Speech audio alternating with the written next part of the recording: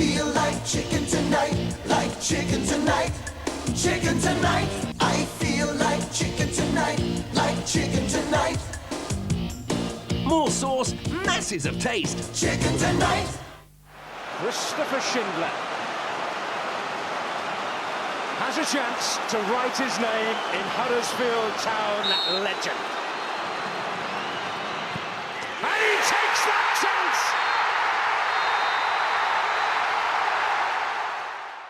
Welcome to a special edition of the Andy Takes That Chance podcast. This evening, myself, Matt, Neil and Kosi are joined by a gentleman with a new job who is hoping to be more Marston's than KFC. It's Huddersfield Daily Examiner's Stephen Chicken. Hi, how's it going? Okay, Stephen, before we go on, I think we need to address the elephant in the room, and I'm not talking about me. With a name like Stephen Chicken, should you not be working for the Telegraph and Argus? I see what you've done there, because of the Bantams, right? Or the Batmen, as we always used to call it, because it does look a bit like Batman's, which should be Batmen. Bit harsher, I use. Yeah. I once saw the mascot for Bradford City, because he was getting changed in the press room before a game, and I just overheard him say, like, I used to say in acting school I'd never do stuff like this, and look at me now. Was that the Bantam or was it the City Gen? It was the Bantam. The Bantam. He was just standing there in a full chicken costume, minus the head. At least no one got to saw him. Man, it was very bleak, actually, but then that's Valley Parade for you, I suppose. Well, it does have a garage or a house in the corner, which is very interesting for football. But let's talk about history. Let's talk about your history. I think people would be interested to know a little bit about you, where you grew up and how you got into journalism. Yeah, so I'm from Warrington originally, so I'm very sorry to say I'm from the wrong side of the Pennines.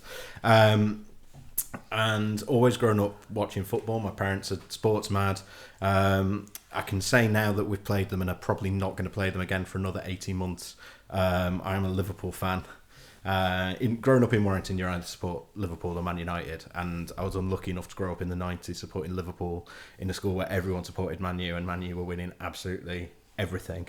And I went to university in Leeds, which is how I ended up in Yorkshire, although I dropped out when I learned that I didn't need a degree to become a sports journalist. So I went off and did my NCTJ, which is like the journalism training at a college in Manchester. And I've spent the last 10 years or so doing weekend work. So doing the Football League paper, which I did for a while. So I've seen town quite a few times over the years. Went on rotation for Football League paper. With them, it was I'd go wherever they sent me each week. So they'd give you a list of games each week, and I'd just say, yeah, send me anywhere in Yorkshire. So obviously, a fair bit of that was town. And I spent the last 2.5 years writing part-time on a freelance basis for Football 365. So I was doing this season. I've been doing weekend shifts for them. So doing a lot of that. If you're familiar with 365, I was doing like their 16 conclusions of a weekend and things like that. So I actually, strangely, have not seen that much of town in the Premier League, although I saw them a lot in the Championship and in League One. I haven't seen a huge amount of them in the Premier League because I was either doing the league paper, who don't cover it, or I was doing 365 and I was covering mostly the top six. So and then I started with the Examiner in early April. So how hard is freelance? I know there's a lot of people on Twitter that are Huddersfield fans. They want to get into journalism. A lot of young ones, sort of between 17, 21, that kind of age bracket, who would like to get into journalism, but it's a tough thing to get into. There's not many Henry Winters, and if there are Henry Winters, it's hard to get, where he is because he's blocking your path, so to speak. How hard is freelancing, and what kind of path is it? It is really, really difficult, and it's kind of, without meaning to make, I'm sure you're going to have plenty of puns on my name throughout the night, but it is kind of a chicken and egg thing, because you do need a bit of name value to get freelance gigs. I'll cross that one off.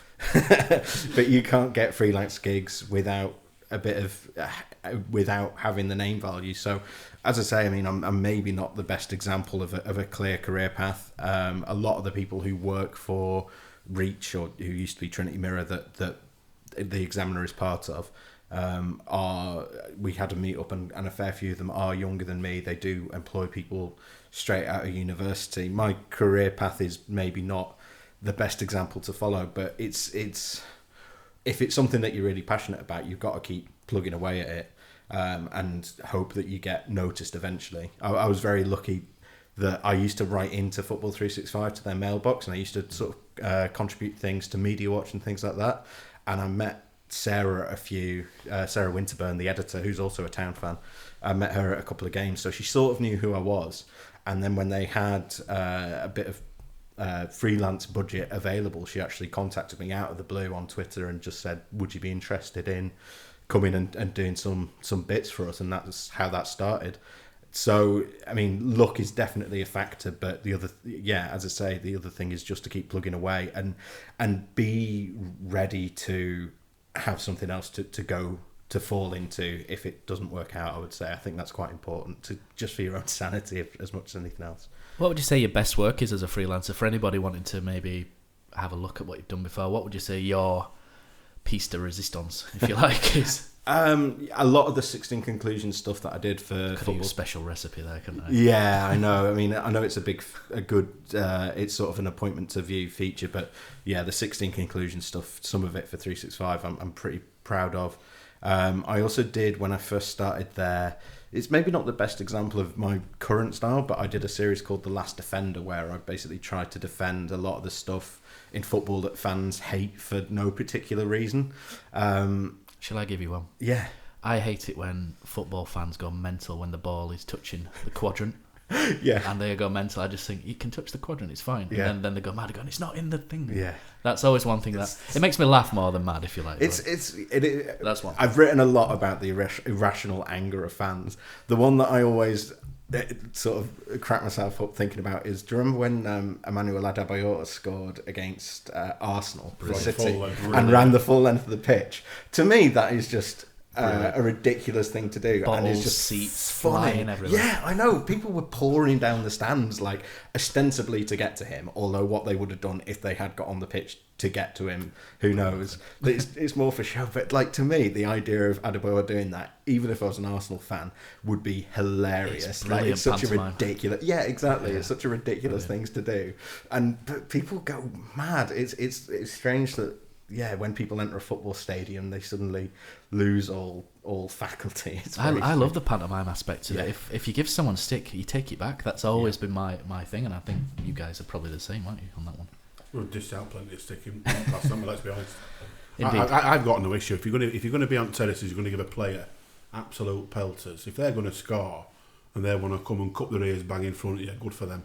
Can't fault it. I have no problem with that at all, mate. So we'll move on to the job with the Huddersfield Daily Examiner. How did that come up? I know you mentioned before Sarah Winterburn was involved. What is your relationship with Huddersfield Town? Was it just out of the blue, or was it something that she'd set up? Or? No, she wasn't involved in that application at all. But she was sort of... I thank Sarah for sort of giving me sort of my break and giving me the platform of 365. But as far as... I mean, she did encourage me with the application, but because they didn't have a place at 365, so she did encourage me and whatever. But she actually had nothing to do with it. It was... I was actually touting... I was thinking about whether I could go full-time freelance because I had a day job working... I was finance manager for a software company in Leeds City Centre. And I was thinking about whether... I was trying to weigh up whether there would be enough out there for me now that I got a bit of a name from 365 that I could go full-time freelance. And one of the first people I actually contacted asked me for coffee and was like, actually, we've got this job coming up in Huddersfield. Would you be interested in applying for that? So after that, it was a normal, the application process through the website, send your CV, send examples of your work, all of that, and the interview and things like that. So it was almost sort of blind luck and good timing in a way that I contacted the right person at the right time. Do you have a relationship with the club, or is that something that you hope to establish, as closeness, if you like? Because it seems like down the years, the club and the newspaper have drifted slightly. From the days of when Mel Booth used to have his Phillips, if you like, so people will remember the top Phillips he used to have. Do you feel like the club and the Examiner have gone away, or is it always there? It's just there's more people involved, so it gets diluted. I think inevitably it has gone away, but I don't think Town are at all unique in that. I think that's happened across football. The truth is that because of the internet and because the clubs have their own Twitters, their own websites and whatever, they have control over the information that they want to release and can release it on their own schedule. If you're lucky, then they will copy you into things and let you know in advance when things are coming up. If there's going to be a big announcement or whatever, then they'll let you know in advance. Even if they don't tell you what it is, they might say, we're going to have something at 2:00 on Sunday or whatever. Be ready in front of a computer. Or they might send you a bit of copy a day or two in advance and say, this is the statement, could you put it out? But I mean, I've spoken to Mel, been on a couple of away trips with Mel and, a few pints and had a chat. And yeah, there was a day when Mel Booth was the gatekeeper to all information. When he had that mullet as well, if you ask him about the yes, mullet. Yes, he did. I can't really criticise him for the mullet with my current haircut. But yeah, I mean, there was a time, if you think before the internet, as strange as it seems to think now, when Town couldn't actually get information out to the public without going through the Examiner and without going through Mel. At one time, he was the sole gatekeeper of all information Huddersfield Town, and that isn't the case anymore. And as I say, that's just the way football has gone. I think we'll see when Town are playing in the Championship next year and the national coverage dries up a bit, just because there's not as much coverage of the Championship as there is of the Premier League. Yeah. Perhaps the Examiner will become a bit more important to the club, hopefully, and to the fans as well. So the big question I think people will want to know is, your previous incumbent managed to alienate almost an entire fan base from the newspaper with a bit of a hatchet job on Mark Hudson, was where it started, sort of at the end of 2017, which he was kind of echoing a lot of what people were saying in frustration, but I think sometimes fans don't want their newspaper to do the same. I think they look at them as kind of being the rational ones in that situation. And also the way he handled himself on social media as well when he was called out on it. Do you feel that perhaps you're starting from a position of difficulty with the way things have been, and also on the field as well? Because it's not all roses on the pitch as well. Yeah, I mean, I can't speak obviously for sort of my predecessor or anything like that, and it wouldn't be fair for me to speak about any of that without knowing the ins and outs on both sides and all of that. But I am aware that there has been a bit of a breakdown of communication between and of trust between the Examiner and the fans, and that is something that the paper are aware of. And we're keen to put right, basically. It was... Sorry, go on. So have you got a plan to sort of win people back round then, or...? Not as such. I just think that if we do our jobs properly and sort of put quality content and try and, write stuff that people want to read and show ourselves to be, fair and even-handed and whatever, then it'll grow over time. I don't think you can really... I think almost making a plan would be the worst thing we could do, because that would feel like we would try to manipulate people. Right. Okay. Whereas I think if we just concentrate on trying to do, good pieces, good articles, put out, content that people actually want, then over time, it's not going to happen overnight. But if we keep doing that, then that bond will sort of reform. It'll be a slow process, because I think because it'd gone so far against sort of everybody, like Matt said off air before we started, to alienate an entire fan base amongst the most successful season we've had since it's a talent, God knows how long, is a stroke of absolute top whoppering. Isn't it? Really? Yeah, I think, because I know, I'm lucky enough to know quite a few writers and stuff, I think the thing that they get really frustrated with is they write good articles, but the headline, the clickbait lets them down. I'll give a good example of the Examiner of the week and that as well. The headline was, Sievert explains why Moy was left on the bench. So everyone's going to be like, oh, that's interesting, click on that. When you clicked on it, Sievert did not explain why Moy was left on the bench. And I thought I was really naughty with that for a few reasons. I thought, A, it makes Sievert look, it's kind of putting the knife in Sievert a little bit more. B, why put that when it was clear the article was nothing to do with Moy? We didn't learn it. You just you click on it, you think, what's the point? And kind of the guys I know, they write these great articles, but the headline just doesn't tell the story. So it's kind of like you're clicking onto something that's not right. And what they're saying to me is like the old school writing great reports, but it's the youth that kind of using the social media, putting their articles on, but just putting loads of nonsense to get people to click on, and that's so infuriating. Blake's biggest downfall wasn't even necessarily the articles themselves, it was his interaction on social media and his sort of spiky nature that didn't really... It was more I'm right, you're wrong kind of... attitude, wasn't it? A bit? Yeah, there were no grey area. He could only see that he was right, and he had the right to sort of slaughter Mark Hudson. But it was just a strange approach.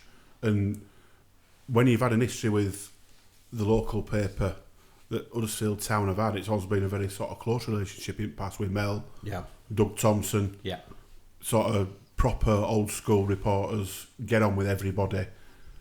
Might be a bit too happy clappy for some, but you've gone from that to Blake being literally polar opposite. I think that was the thing for me, Neil, was the happy clappy. Because you look around at your local reporters and stuff like that, and again, people are going to like shut up, but Phil A is one of the best in the business, mate, because he will criticise the club.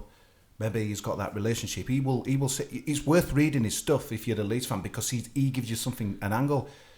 Guys, but I think some of the Examiner stuff from recent times, he passed to him and he edited it in, and he said, I don't want to read that. I want to read like an opinion-based stuff, and that's where it's gone on. I think some people are scared of rocking the boat at the club. I want to kind of read a writer who cares. I mean, I know Yorkshire Post is different because that's kind of looking, it's not to one club, it's to the area, but the writers in there are the best in the business, mate, for a reason, because it's worth reading. I paid £1.20 for a paper on Monday, which is a lot of money, when I paid it because I thought this is going to give me an angle on the game that I won't see on a Sunday, where he passed to him and he crossed it in and he should have done this and that. That old school writing is just totally going, and it's sad. I want it back. I don't just want to, hear about what happened on the pitch. I want to hear that, what their thoughts, genuine thoughts. Yeah, I think every regional journalist aspires to be at sort of that level of Phil Hay or Mel Booth, who was so respected in the clubs that they serve. They are sort of national names operating at a local or regional paper. And I agree with you. And I think there are a lot of really good writers out there, sort of up and coming. You look at, people my age, people like Daniel Story or Seb Stafford-Bloor or Jack Pittbrook. They're all they're brilliant writers. Fair writers. Yeah, exactly. Fair. And what I'd term proper writers. Not got an agenda or just proper writers. And those are the people that I sort of aspire towards more than, I've never been interested in going sort of the tabloid route or muckraking or anything like that. It doesn't appeal to me. Like I mean, as with anything, it's striking a balance. There's pieces that go on the Examiner that I wouldn't necessarily click on as a fan, but the numbers tell us that people do. So we have to care about that as well. But you're right, it is about being the headline should reflect the contents, definitely. I think that's a big part of your job really now, is to, by doing that, obviously Kosi's pointed that one out and there's probably another 50 like that, but by addressing little bits like that, you can gain so much confidence back sort of instantly with the readers or that you've lost and literally lost. The guys I speak to, Neil, say they don't have any influence on the headline, which seems to me it's up to someone else. They've wrote the article and passed it to them, so it's like when they put something like totally different to what they've written, it's just so like Stephen can answer that one. That is how it used to be in and I think at the Nationals it still is. So it used to be a firm division between the writers who were writing the pieces and the sub-editors who were involved in the production side of the newspaper, which includes, laying it out, doing all the designing, putting the pictures in, but also doing the headlines. I think a lot of Nationals, they still have that. We do still have subs, obviously, for, but a lot of the articles we put up, we're putting our own headlines on it at the Examiner. I can confirm that. So, Stephen, do you think this is something that can go both ways? Do you think it matters if somebody like you is a Huddersfield Town fan or not? So, Kosi just mentioned Phil Hay, who's a Hearts fan, isn't he? Yeah. So, do you think it matters, or do you think not being a fan of the club, you can see with a clearer head sometimes and give a clearer picture? I think you kind of, when you're covering a club, you kind of end up obviously I can't speak from personal experience, but you do become attached to certain... I do know that you do become attached to certain players, and I know from speaking to other regional journalists, you become attached to the club that you're following. So I've seen enough... I don't know if people realise whenever you go to a press box, even sort of lower down the leagues, there will be a local radio station for both the home and away side, and if you speak to the away team, they're always referring to the team as we, even if they themselves aren't actually fans of the club. You kind of end up becoming a fan anyway, just because you're seeing them every week. You're going to the press conferences, you get to know people. You're bound to get an affinity. Exactly. It's just nailed on. So I think that's good. I think that's good because that sort of gives you that bit of care and a bit more sort of... Neil, you got one here, haven't you? Where do you draw the line, Stephen, on your reporting? Criticism or personal opinion? Where do I draw the line between criticism and personal opinion? Yeah, on your reporting. I mean, I think you have to be fair. I think if you're... It can be the same thing, can't they? Yeah, exactly. Yeah, they can be the same thing sometimes, and I think it's trying to weigh up whether you think it's fair. So I might have an opinion about a certain player, but I also know that I've only seen him play for, half an hour across 2 games, so it probably isn't really fair for me to write and slag that player off because I've not given him a proper chance. I've not got anyone particular in mind, by the way, just in case you're wondering. I could give you a few names. But yeah, I mean, you've got to... Obviously, you're still coming up with opinions, and yes, there is obviously... It is true that criticism often, top 10 worst lists always do better than top 10 best lists. Yeah. I'd rather write a best list, to be honest, because I think it's more interesting, and I don't know, maybe I'm a bit soft, but I do, particularly somewhere like the Examiner, you have to be, as you mentioned Mark Hudson, you have to be careful with the criticism, not only because of, you obviously want to have a relationship with the club and with that player, but you also have to bear in mind the feelings of the fans as well. And that's what I mean when I say you have to be sort of fair and balanced. There's a way of giving someone a 2 out of 10 without also slagging him off. Doug Thompson would have never done that. We love Doug, but in fairness though, I mean, it's similar to what we do on here, because we'll sit and... I mean, let's be fair, we've started this podcast on the worst possible season, won 3 games. It's been a bit of a struggle at times to... try and pluck something positive out of it. Was that another chicken? Ding, ding, ding, ding. Yeah, and you've got to be honest. Yeah. Well, that's the thing. Like, you talk about like you want to be entertaining, and you don't want it to just be like he kicked the ball, it went into the net. Yeah, I agree with that. I've been doing the live blogs a lot, the games that I've covered, and I want to make jokes. Like if you read particularly that early 365 stuff, like that Last Defender stuff, I make loads of jokes in those pieces. The problem is when you're covering Town and they're losing 5-0. People don't want to be... Yeah, exactly. You can't make jokes without it being at Town's expense. There's a time and a place for it. Like I said, Danny, who honesty, comes on, usually gets away with things like that. Honesty it's the best policy. That's what we do on here. Yeah. And because of that, we have the club listen. Yeah.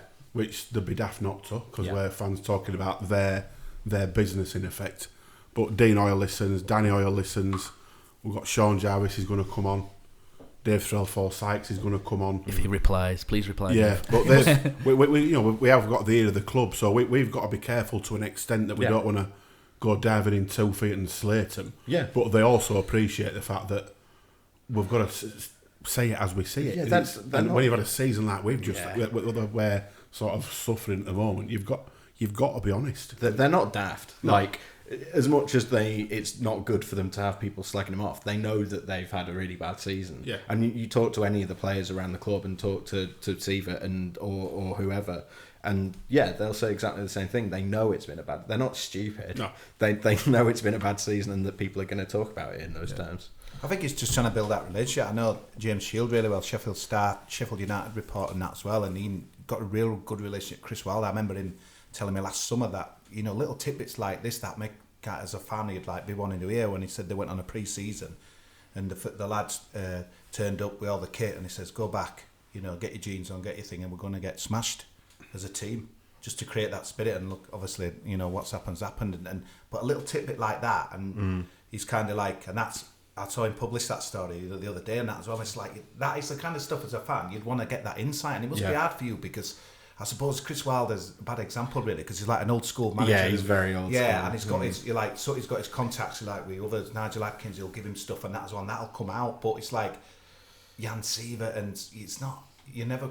Let's be honest. I don't think that's ever going to happen, is it? He's never going to ring you and say, right, put this in. We did this the other day Yeah. or whatever. I It's mean, going to be hard, that, isn't it? Not yet. He's not. I mean, it's worth remembering that Sievert has never lived in England before, let alone he's still getting to grips with how the English press works, let alone anything else that's going on the club or on the training ground or anything like that.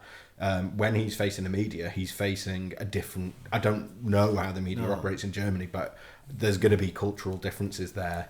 And he's naturally going to be a little bit more on his guard at the moment. And it's going to be nowhere near as intense as No, from but I think fourth the division point, of Germany to while they Premier were League. clever there, while they used James to bring the fans closer to the club, that's worked a treat all through the season. And I just think Warnock, you've probably got him in here, and Mel Booth back in that days, I'm damn sure that he'd probably run, here Mel, drop this in, drop that story in. That's what I'm saying. It's kind of sherry and eggs. you haven't seen it strikes a guy. A certain kind of me, it's just like, I'll do what I want, and so did everyone else, kind of thing, which makes it hard for you, really, just to report anything different.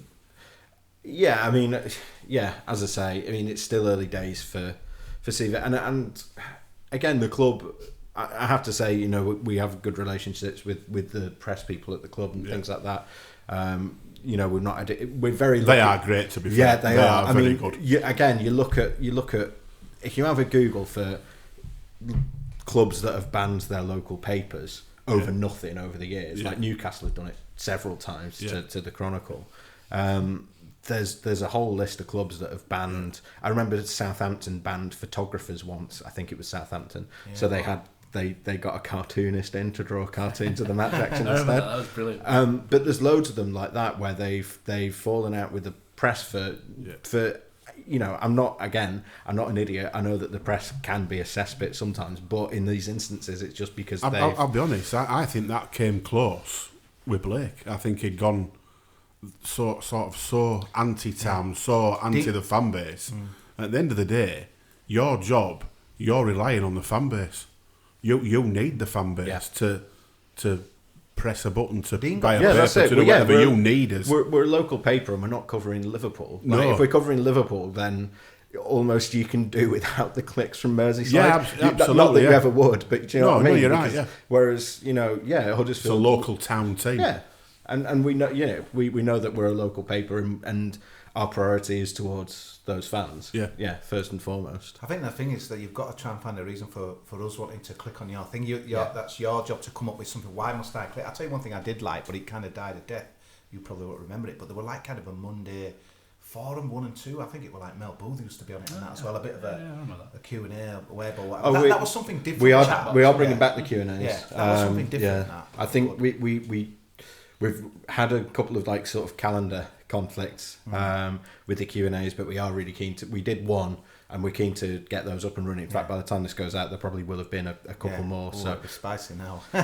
So well, that's it. I mean, this time of this time of the season, and particularly the season that we've had. To be honest, even with the Q&As, it's kind of dribbles at the moment. Whereas I think once we get into the new season and I think every game at the moment's a dead rubber, innit? Yeah, and over the noting I think over the summer and once we get into next season, there will be the fans will be more interested because you guys tell me, but I mean we were talking off mic before the podcast started. At the end of a season like this, you're kind of just waiting for the next one. Yeah. You are, and our figures are dropping off a little bit as well. So I can't wait for this. This season needed to end 6 weeks ago. It's been months. I think what's sad, Stephen, is you've got to go look at the official site to see there's no news. There's nothing for you to write on. There's nothing. Who won the Blue and White Foundation, Alan from Owenbridge or what have you. It's under 19s beat, Czechoslovakian B team or what have you. Sheffield United the other day. Yeah. Just a question I've got, Stephen, kind of trying to take it away from town. What are your views on social media and football from your experiences? I kind of put here, I personally think the market has become so saturated, especially with Twitter, and everyone's doing the same thing. For example, 5 things we learn, etc. I would say Twitter's peaked a long time ago. Do you agree?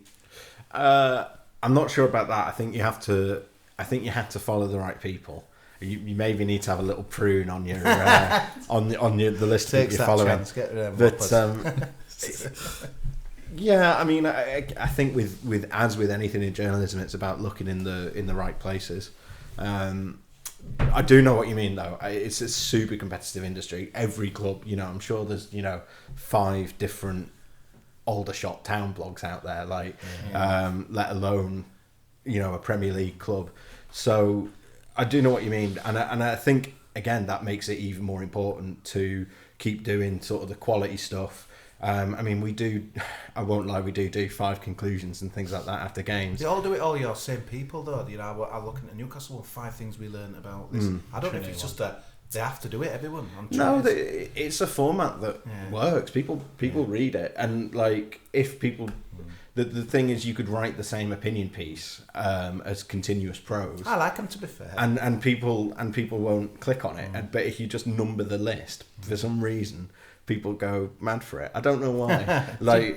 If you can put a number or a swear word with asterisks in a headline, it always just goes nuts. Yeah. Do you think people consume media differently? So for example, Kosi's mentioned everything's saturated and you're competing in a market, and you're scrolling through as someone who scrolls through Facebook or Twitter, and then you see, and you look at the headline really, and it's a case of the headline stands out, and then you click on it, and it's not so much worded, but you see a lot which are more picture led. Do you think people are looking for quick consumption, if you like, rather than reading War and Peace? There was a great article the other day, wasn't there, from Ken Early?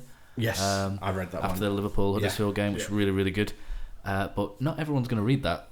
Yeah. Nerds like me who love tactics are. But do you think people that maybe people outweigh me and just want to look at a couple of pictures and a couple of lines because they've got other things to look at as well? There's something. Again, there's something for everyone, and it's looking in the right places. I think that's where a place like 365 has an advantage over a local paper like the Examiner, because their whole USP is, and Football.London as well, or whatever, their whole USP is we are the place for sort of intelligent writing on the subject, and they have a particular audience that they appeal to, and anyone else they're just like, well, you're not part of our audience, whatever. Whereas the local paper, the audience is people in Huddersfield, and that's everyone.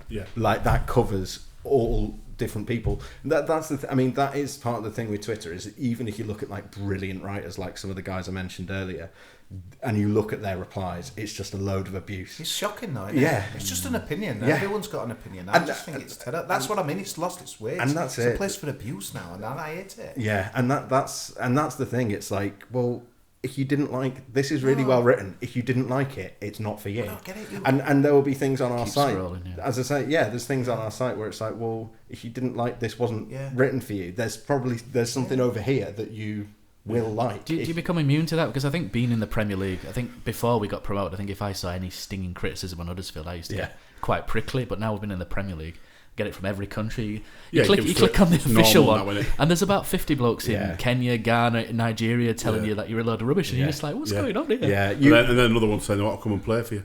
That was brilliant. You might get a go actually. You have to get used to it. It is still annoying when someone pops up on your mentions, but I mean that's what the mute button's for. And again, as I say, I sort of take solace in the fact that I go on the Twitter feeds of writers who I really love and respect, and they're getting horrible replies. I don't get too much. My following isn't as big as those guys. But do you want it to be though? If that's I don't want to get the abuse. Or is that just part of the?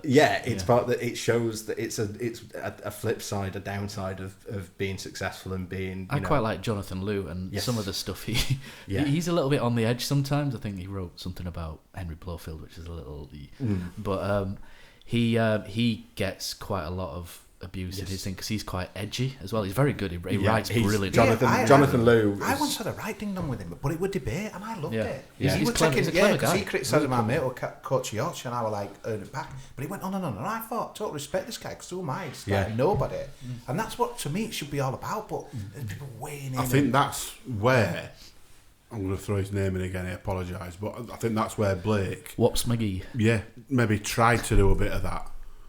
Totally got it completely and utterly wrong, and then basically thought it just went 2 feet in and on everybody, Double-footed literally. tackle, Yeah. I would say you don't mind if someone's asking a question or you've made a factual error. Yeah. Like then People are absolutely allowed fine. to disagree. Yeah. It's an opinion. Yeah. It's not a fact. It's just an opinion, isn't it? Exactly. It's just And the if way you people put are it polite, across, isn't it? if people are polite, then I don't mind it at all. And half the time, if someone offers a criticism and they're not abusive, and you reply, then half the time their response is quite almost like grateful. It's like oh, You I didn't, get a lot I didn't of think you get you a were lot going of to thanks. reply. Thanks very much for Yeah, and you say a lot of that.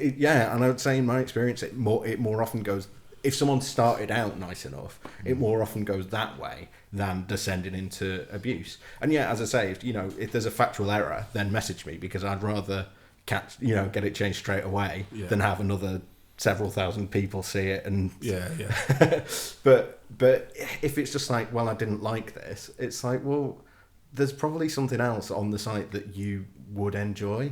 Like, go and read that instead. I mean, not that we don't welcome feedback. If we're actually doing a rubbish job, then tell us we're doing across the board and you hate everything on the site. Fine, like drop us, drop me an email, stephen.chicken@reachplc.com.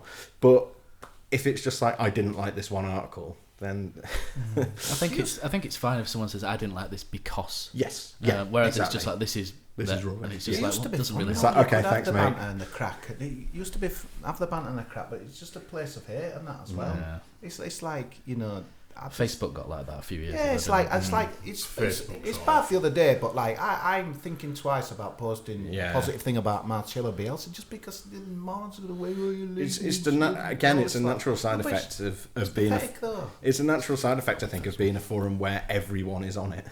Like, the more people that come onto Twitter, the more likely it is that there's going to be some, It's some amazing idiots. how many people search out those keywords Yes. as well to have a poll. It's incredible. If you don't hashtag or it's like, It's an where's this opinion, come though, from? isn't it? You might think Sievert's brilliant, and I might think he's not. I don't. Great, we move on. We move on now, don't we? Yeah. Like, and it's like people I battling like, people. so for it's worth, I like Bielsa. Opinion. Yeah. I think we all do. We all do. I think have a slight he's- crush, don't we? I was talking to a chap just a this shame morning, a managers Leeds then. fan from Andy's Man Club, as it happens, and he's a Leeds fan, and we were just talking, and he had the same sort of respect with Wagner because he came in with an idea and There's a changed lot that things, didn't. and it's the same with Bielsa. You can't help but like him for how he goes about things and what he's about, and I think he's just it's a shame it's for them, but he's just a very likeable bloke. But Neil, my point And he's is bloody like, good at what he does. There's people out there who are incapable of saying, because well done, Leeds, but because it's Leeds. Yeah, because it's it's pathetic, pathetic, yeah, though, yeah, and that's yeah. as well, and it's same, and Leeds are better, It's match when on together and all that. the one that Well, gets me nonsense, is man. when people write Leeds and instead of double ED they put 3 asterisks in. So are you Come on, 9 12, years old? you know, No. Right, we'll stop talking about them. I for think now. the point is though, it's better to a place where you can have an opinion on anything really, and you can't because bullies are just trying to like proper batter you, and it's just not right. No, I It know won't what you mean. change though. It reflects the world. I It'll think. get worse, Yeah, and then exactly. something else will pop up, and people go there, and then they'll find it. I think that's what's constantly gonna what happens, doesn't it? But Yeah. we'll move on now to a different section. And right, Stephen. So it's time for you to let us know your thoughts on Huddersfield Town. It's okay. There's nothing too brutal in here. I'm not expecting a Mark Hudson style hatchet job, but because we all quite like Mark Hudson. He's a top He's guy. a great yeah. bloke. Yeah. So how? Because you've been outside the club. You're not specifically a Huddersfield Town fan. You might be in future. Depends how this goes. I don't hold. None of us hold that against you. By the way, and I don't think anyone would. Absolutely not. No, you're doing a job. Simple as. Exactly. So, as a club, because I'm biased, Kosi's biased, Neil's biased. What's the club like? Forestieri, saved by Danny Ward. Huddersfield Town, the annual strugglers who've become Premier League dreamers, are defying the odds again. The dream is on. Like in football circles, as you mill around everybody else, I know there's certain clubs will always try and push the club down, and then we push it up, and then you've got a bit of a mishmash. To someone who's neutral, what is Huddersfield Town? What are they? I think they're incredibly well regarded. I mean, for older people, it's obviously, well, I guess they'd all be dead So- now. But for older people, their dad will remember, you know, And the Neil. 3 league titles and all of that. That's going way back though. Over the past few years, I think everyone respects the hell out of Huddersfield, not just for what they've done on the pitch, but the fact that generally they've had an owner that the fans like, which is so rare in football. You know, Dean Hoyle is pretty much universally beloved by the town fans, and I think people see that. And if you supported a Bolton or a Newcastle, You would love him, wouldn't you? Or even Leeds over the or last even- 5, yeah, 10 years. I mean, flipping heck. It comes to something when, you know, if you did a top 3 worst Leeds owners, then one of like Ken Bates or Peter Ridsdale or Massimo Cellino is going to miss out on that list, which is quite remarkable. But We've obviously had people in the past who've not really loved us, if you like. But so in terms of Huddersfield's standing, do people, you know, we've had lots of comments like Huddersfield don't belong in the Premier League. Huddersfield shouldn't be here. Me and Neil both hate the elitist kind of agenda, which is led by Scudamore and his Premier League looking for money. He wants his big cities in, etc., etc. It's awful. As Do you have a thought on that, or do you think I'm just paranoid? No, I know what you mean. Do you know what there's one that every website runs, which is pick your ideal Premier League, and it makes you pick 20 teams for your ideal Premier League, and it's always just like, right, well, it's the same 12 or so teams. I don't think we'd pick us. It's always, everyone always picks the same sort of 12 or so teams, so your Liverpool, Man U, Chelsea, Arsenal, etc. Top 6 and then. And then they'll include Leicester and Blackburn because they've won it.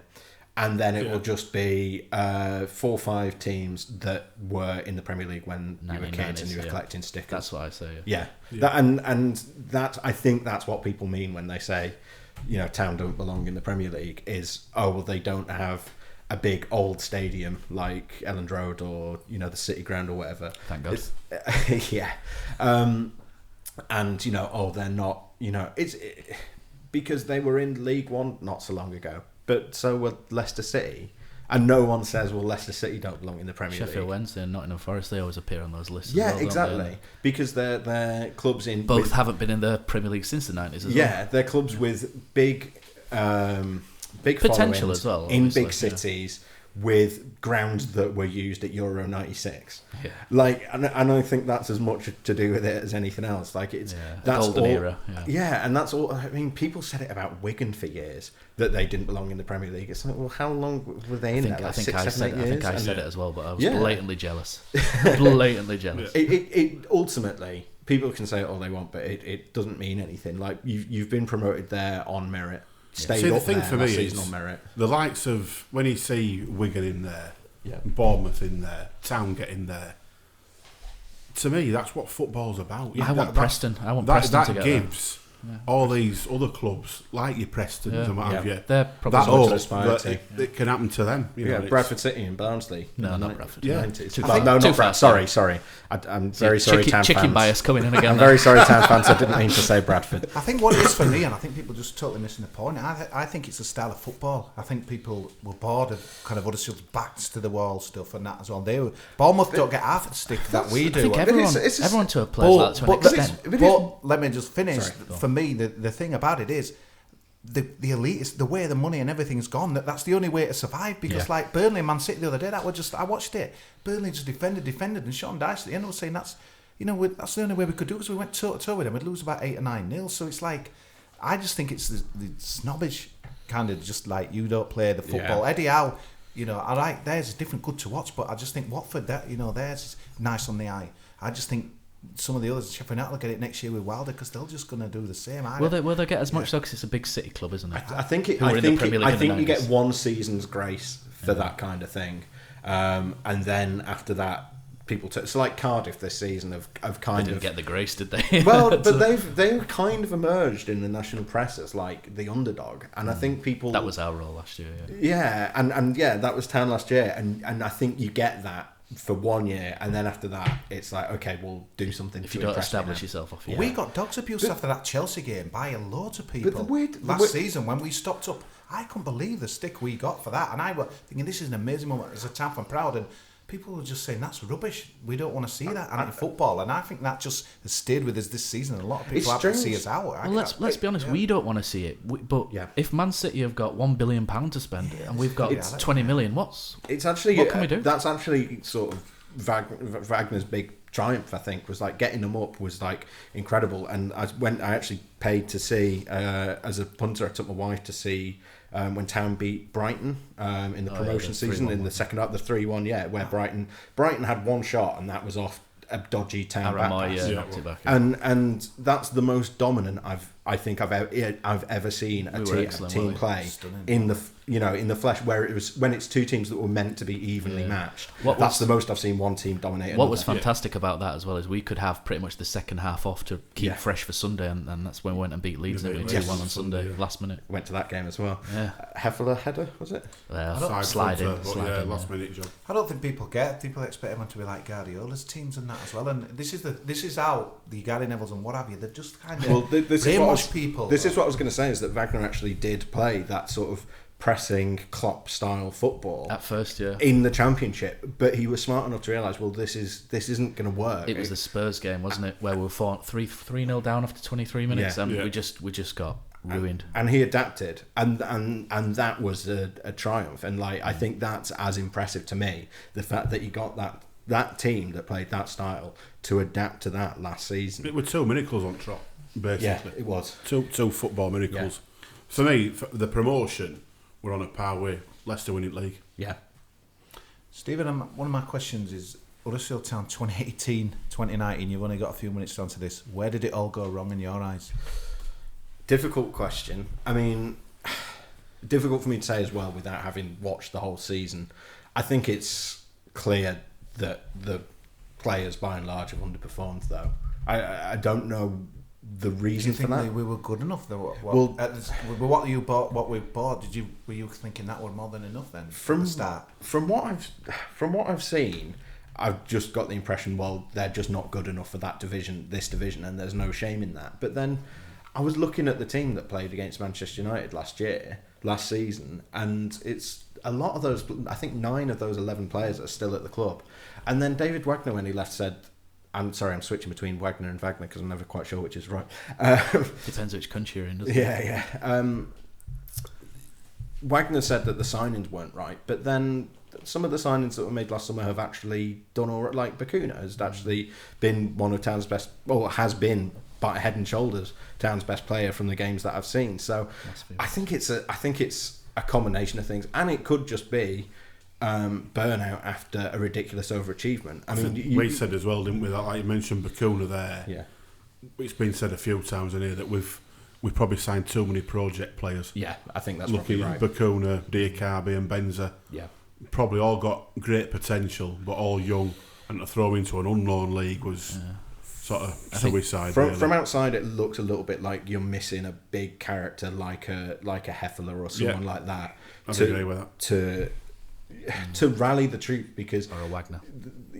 But that's the other thing, is like Wagner was as bad in the first half of this season, or not much better in the first half of this season, as they have been under Sievert in the second half of this season. So you can't lay it all at Sievert's feet. I don't know. Do you think so? No, I wouldn't do that. No, I don't agree, Stephen. I thought we were not far away at all. You're thinking that Wolves and that bit after we were losing by odd goals and in games, and I were coming away thinking we're getting nearer. I think we're nowhere near it now. But obviously, some players have given up. The worrying thing for me is we weren't losing by many, but we were losing. Yeah. But now we're getting hammered. That's every mostly week. That's mostly since the relegation was confirmed, though, isn't it? Yeah. And I think it's all been very, very disjointed, and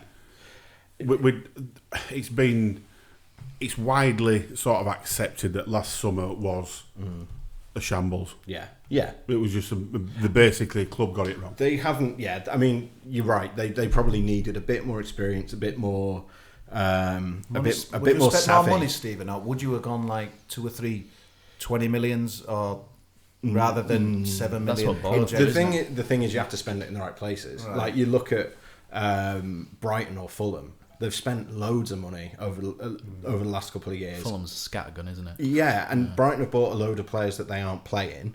and that for some reason Chris Hughton won't give him a game. Fulham decided they didn't need to buy a defence, and then in January went and got Ryan Babel. True story. So like, They've spent about 120 million quid. It's ridiculous. So you do need to buy the right players, and there's you can find examples on both sides. So like Burnley barely spend anything historically, like compared with they buy a with other tight Premier League bloke. clubs. Yeah, exactly. Like they obviously Phil Barsley and Walters both came from Stoke, didn't they? Exactly. They sort of go that route, while the tried and tested British Experience. player. He's very British player base, isn't it? Someone tweeted the other day that that their whole game Burnley is about blocking shots and putting players between the ball and the goal, which sounds obvious, but like to keep that up for 90 minutes, as someone said, it's like SAS training that they're doing. And so it's clear that like on Sean Dyche's like top of his scouting list is, are they a hard nut? Can they handle getting hit in the face for 90 minutes every game and still get up and get hit in the face again? I do, but it does feel a little bit like at Town, and part of this is down to the failures of the previous director of football, and the fact that they haven't had one for the past few months. They don't seem to have had that cohesive, joined up thinking. And again, Town aren't alone in that. There's loads of clubs that don't have a cohesive transfer policy. Liverpool didn't have one until about 3 years, until Klopp came in. For years. Remember Rodgers was quite scathing. So with all that in mind, from what you've just said about director of football, etc.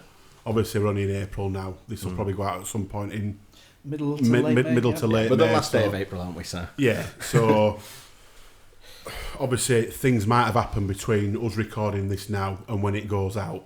But what do you see as what the club need to do between now and the new season to sort of stabilise again and hopefully progress? I mean, I think getting the structure right above Siva is obviously very important. I'm sure the club are aware of that, because it's Siva's first job at like a senior club at this kind of level. Having worked at the academy before at Dortmund, and I think it's important that you get a director of football or have some mechanism by which intelligent decisions are made about which players are signed. And again, from the way Sean Jarvis, were you at the awards ceremony last week? The way he was talking before the award, obviously he was trying to be quite jolly, but he was talking about, we know that mistakes were made and we want to put them right for next year. So again, the club aren't daft.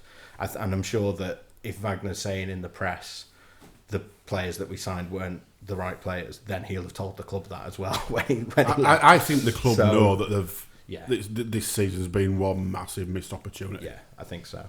And so, I mean, part of it's on the training pitch. I think a lot of it is going to be in the transfer market as well. So obviously Sievert's going to have to get his ideas. It looks like he wants to play that sort of attacking 4-3-3. He basically said as much after the Liverpool game, which, it's all well and good talking about exciting football, but it's no good if it doesn't win you games.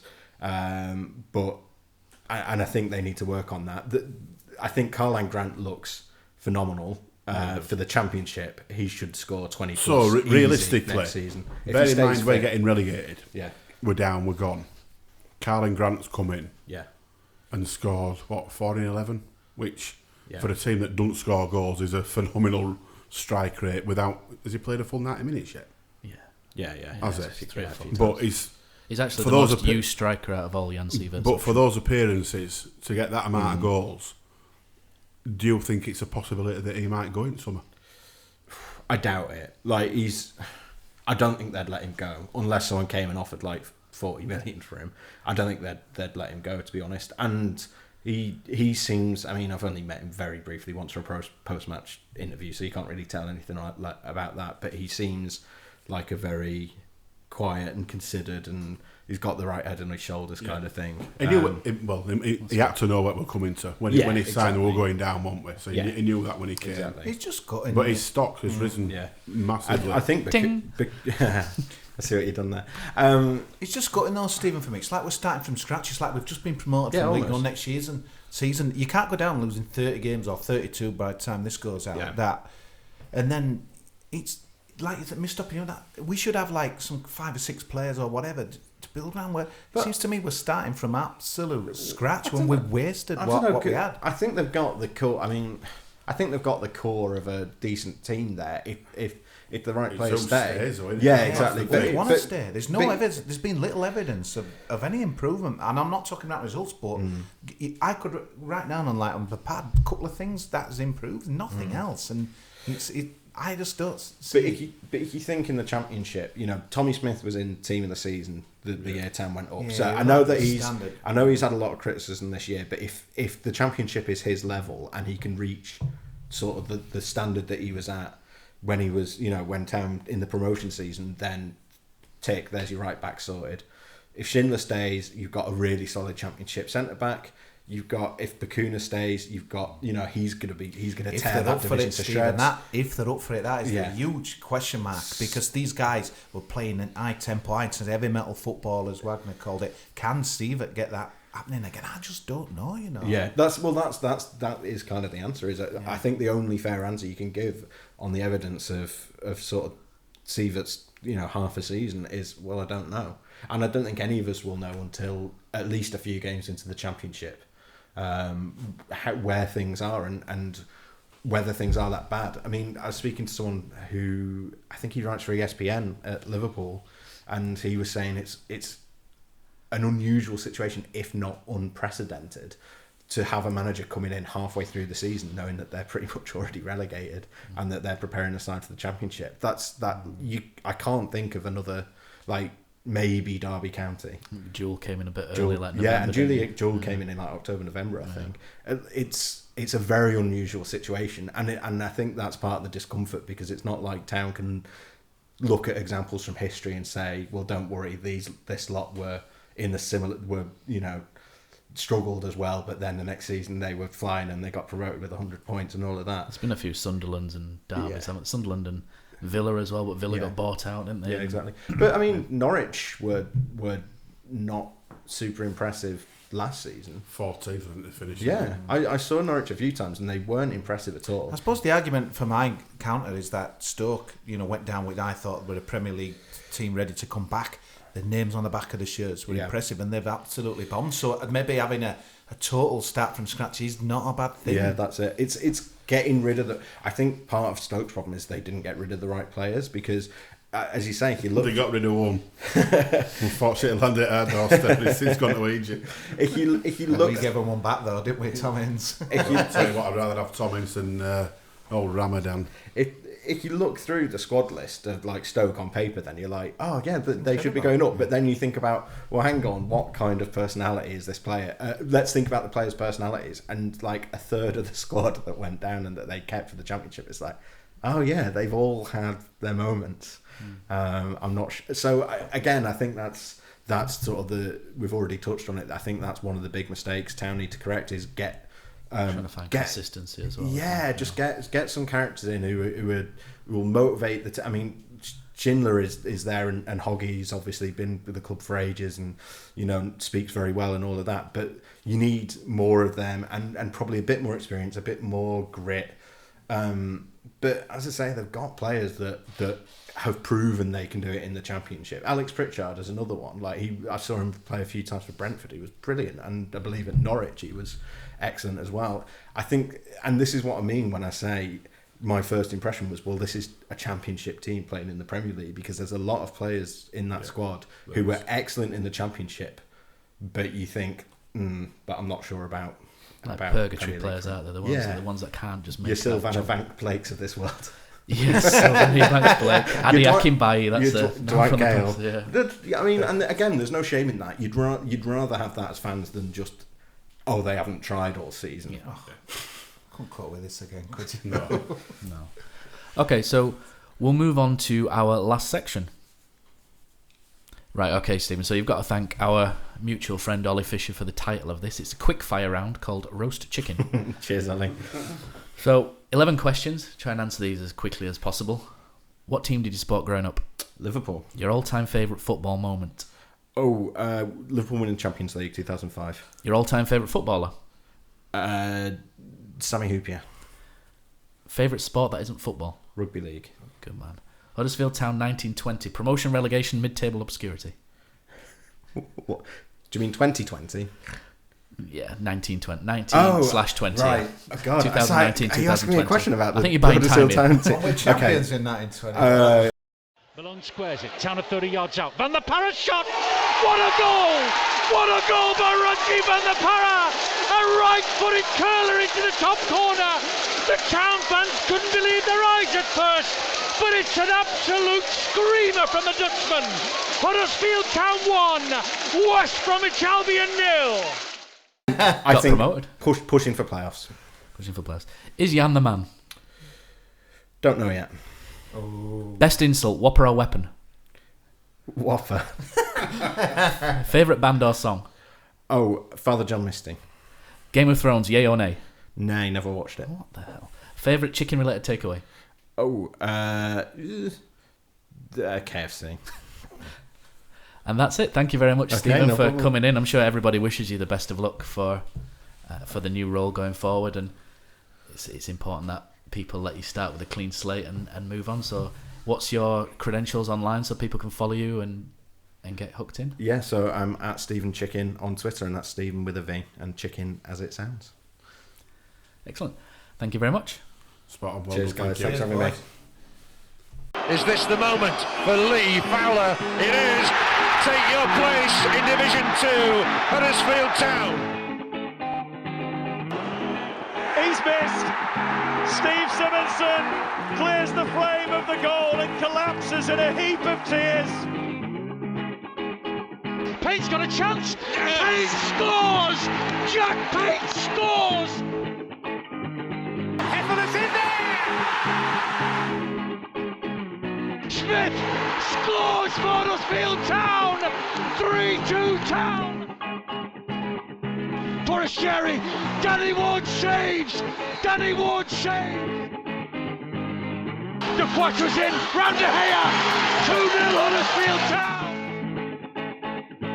Christopher Schindler has a chance to write his name in Huddersfield Town legend. And he takes that chance!